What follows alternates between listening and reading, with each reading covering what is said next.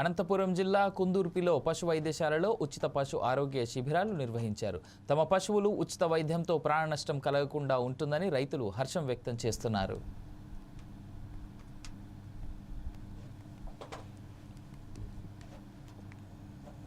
వచ్చి అయినా 2 దఫాలు మాకు ముందు సంకల్పం చేసినారు.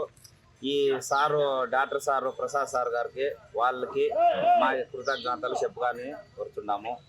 అందుకు బాగానే పరిపాలన బాగానే ఉంది. మాకు ఇది వచ్చి అయినా 2 దఫాలు మాకు ముందు సంకల్పం చేసినారు. ఈ sir doctor sir Prasad sir గారికి వాళ్ళకి మా కృతజ్ఞతలు చెప్పుకొని కోరుతున్నాము.